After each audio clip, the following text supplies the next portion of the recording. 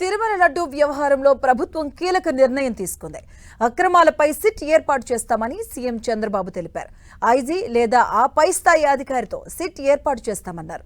SIT నివేదిక ఆధారంగా చర్యలు తీసుకుంటామని చెప్పారు. స్వామివారి పవిత్రతను ఎవరూ మలినం చేయలేరన్న చంద్రబాబు తిరుమలకు మళ్లీ పూర్వ వైభవం తీసుకొస్తామని తెలిపారు. ఇక తిరుమల ప్రక్షాళనకు దేవుడు తనకు ఒక అవకాశం ఇచ్చారని శ్యామలరావుకు చెప్పి అందుకు అనుగుణంగా పనిచేయాలని ఈవోగా నియమించినట్లు వివరించారు. లడ్డూ నాణ్యతపై అనుమానంతోనే 4 ట్యాంకర్లలో నెయ్యి శాంపిల్స్ ని ఎన్డీడీబీకి పంపామని ల్యాబ్లో పరీక్షల తర్వాత ఎస్ వాల్యూస్లో భారీ వ్యత్యాసాలు వెలుగు చూశాయని వెల్లడించారు. ఇక నిర్దిష్ట సమయంలో దర్యాప్తు పూర్తి చేసి ప్రభుత్వానికి నివేదిక ఇచ్చేలా సీఎం చర్యలు తీసుకుంటున్నారు. ఏ ప్రార్థనా మందిరంలో ఆ మతం వాళ్ళే మేనేజ్మెంట్ ఉండేలా చర్యలు తీసుకుంటున్నారు. ఇక దీనికోసం అవసరమైతే కొత్త చట్టం తీసుకురానున్నారు. దేవాలయాలు, మసీదులు, చర్చిల్లో సాంప్రదాయాలకు అనుగుణంగా అన్ని జాగ్రత్తలు తీసుకోవాలన్నారు.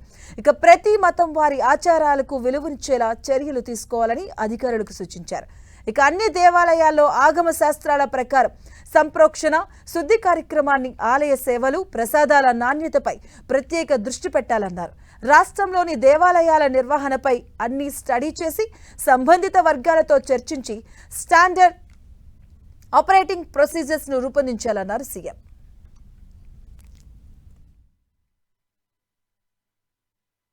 ఒక ఐజీ స్థాయి ఆఫీసర్ ఆధ్వర్యంలో ఐజీ అండ్ అబౌవ్ ఒక సిట్ వేస్తాం, స్పెషల్ ఇన్వెస్టిగేషన్ టీమ్. ఈ స్పెషల్ ఇన్వెస్టిగేషన్ టీమ్ మొత్తం ఇవన్నీ కూడా దర్యాప్తు చేసి కారణాలు, జరిగిన అపవిత్రం, మిస్యూజ్ ఆఫ్ పవర్ ఇవన్నీ కూడా అనలైజ్ చేసి గవర్నమెంట్కి ఒక రిపోర్ట్ ఇస్తారు.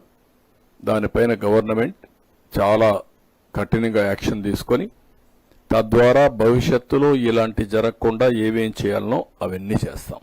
There is no